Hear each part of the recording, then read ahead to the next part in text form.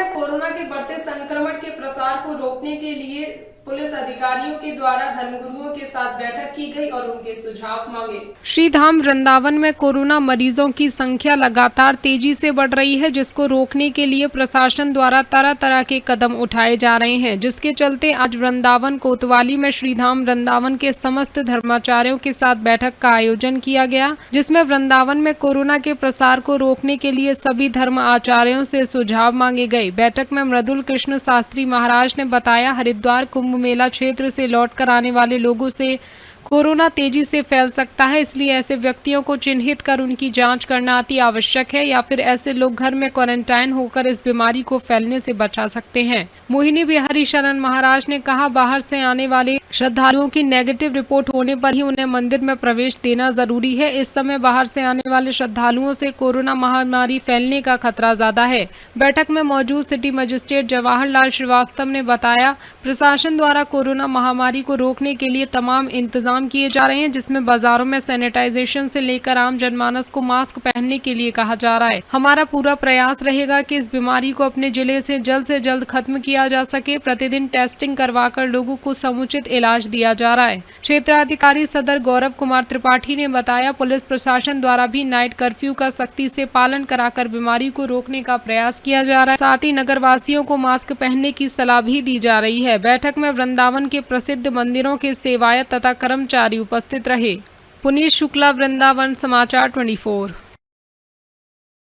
बस कोविड-19 को लेकर के प्रशासन बहुत गंभीर है और जैसे ऊपर से शासनादेश हुए हैं उनका अनुपालन करते हुए सिटी मजिस्ट्रेट ने आज ये बैठक रखी थी, जिसमें सीओ सदर भी विराजमान थे और हमारे थानाध्यक्ष थे और भी अन्य प्रभारी अधिकारी और हमारे समस्त जितने भी धर्माचार्य हैं, गणमान्य नागरिक हैं, उन्होंने आकर के यहाँ बहुत अच्छी मीटिंग हुई और परस्पर में परामर्श किया। सबसे बड़ी चिंता थी कि हरिद्वार से जो लोग लौट रहे हैं कहीं उनके द्वारा यहाँ बीमारी न बढ़े, तो उसके लिए कुछ शासन प्रशासन प्रबंध करे और विशेष करके वर्तमान में जितने भी देवी मंदिर हैं, चूँकि दुर्गा पूजन का समय चल रहा है तो नवरात्रों को लेकर के ऐसे चामुंडा देवी मंदिर है, कात्यायनी है और कैला देवी मंदिर है, श्री रंगनाथ भगवान है, बाकी बिहारी जी हैं, इन आदि मुख्य मंदिरों में, देवालयों में, और इनमें विशेष प्रबंध किया जाए।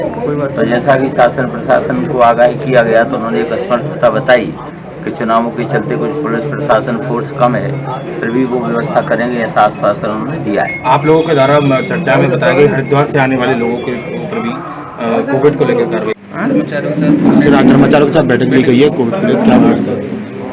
धर्माचार्यों के साथ आज बैठक ये हुई है कि पवित्र नवदुर्गा भी शुरू हो गई हैं और रमजान का महीना भी शुरू हो गया है।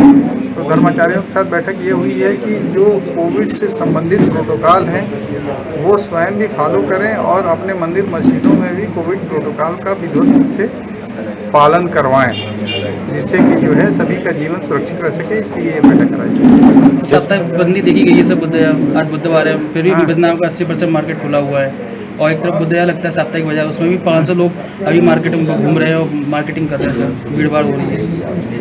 नहीं, जहाँ भीड़ भाड़ हो रही है, ये मार्केट अगर खुला है तो व्यक्ति तो आएंगे ही, लेकिन ये है कि प्रोटोकॉल का पालन करते हुए अगर वो घूम रहे हैं तब तो कोई बात नहीं। जो भी प्रोटोकॉल इसमें आज बताए गए हैं वो मंदिर मस्जिदों के लिए और शादी विवाह समारोह के लिए प्रोटोकॉल। बाजार अगर खुला है तो बाजार में तो लोग आएंगे ही आएंगे।